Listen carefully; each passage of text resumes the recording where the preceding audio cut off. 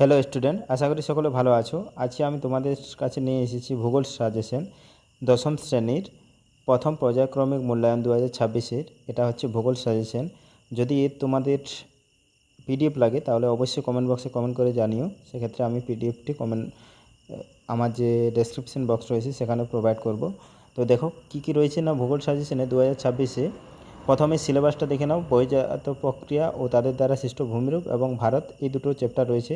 তাহলে গুরুত্বপূর্ণ বড় প্রশ্ন যেগুলো রয়েছে 5 নম্বরে সেগুলো দেখে নাও। বহির্জাত প্রক্রিয়া ও ভূমিরূপ থেকে আসবে নদীর ক্ষয়কার্যের ফলে সৃষ্ট 3টি প্রধান ভূমিরূপ, হিমবাহের ক্ষয়কার্যের ফলে সৃষ্ট 3টি ভূমিরূপ, বায়ু ও জলাধারের মিলিত কার্যের ফলে সৃষ্ট ভূমিরূপ, আর সুন্দরবন অঞ্চলে জলবায়ু পরিবর্তনের প্রভাব আলোচনা করো। এই 4টা প্রশ্ন করলেই কিন্তু তোমরা একটা পেয়ে যাবে। এবং ভারত থেকে যেটা আসবে সেটা হচ্ছে ভারতের পূর্ব ও পশ্চিম উপকূলীয় সমভূমির প্রাকৃতিক বৈশিষ্ট্যের পার্থক্য, উত্তর ও দক্ষিণ ভারতের নদ নদীর তুলনামূলক আলোচনা, ভারতের জলবায়ুতে মৌসুমি বায়ুর প্রভাব সংক্ষেপে লেখো, আর ভারতের পলিমৃত্তিকা ও কৃষ্ণমৃত্তিকার বৈশিষ্ট্য ও বন্টন আলোচনা করো। এই 8টা প্রশ্ন করে গেলে কিন্তু বড় কোশ্চেন তোমরা পেয়ে যাবে।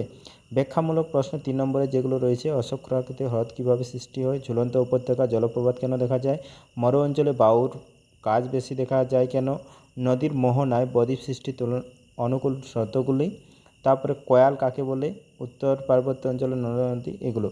সংক্ষিপ্ত প্রশ্নের মধ্যে রয়েছে না ধারণ অববাহিকা জলবিভাজিকা, গ্রাফ রেখা ও ড্রামলিন, লু ও আঁধি বলতে কী বুঝো, প্লায়া ও ওয়াদি কাকে বলে, মৌসুমি বিস্ফোরণ বলতে কী বুঝো। এবং এর সাথে সাথে রয়েছে ম্যাপ পয়েন্টিংয়ের কয়েকটি প্রশ্ন গুরুত্বপূর্ণ, যেগুলো হচ্ছে শিবালিক পর্বত, কচ্ছের নর্মদা ও তাপ্তি নদী, করমণ্ডল উপকূল, ভারতের সর্বোচ্চ পর্বতশৃঙ্গ লোকটাক হ্রদ। এবং এমসিকিউ ও বইয়ের খুঁটিনাটি ভালো করে রিভিশন করলে এমসিকিউ ও ভিএসের জন্য পাঠ্য বইটি যেটা তোমাদের রয়েছে সেই বইটি ভালো করে রিভিশন করলেই তোমরা কিন্তু এমসিকিউগুলো পারবে। তাহলে এই ছিল তোমাদের ভূগোলের সাজেশন প্রথম পর্যায়ক্রমিক মূল্যায়নের জন্য।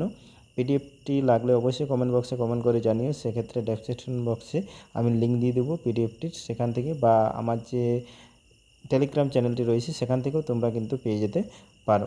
তাহলে ভিডিওটি ভালো লাগলে অবশ্যই একটা লাইক করে দিও এবং বন্ধুবান্ধবদের সাথে শেয়ার করতে কিন্তু ভুলো না। জয় হিন্দ।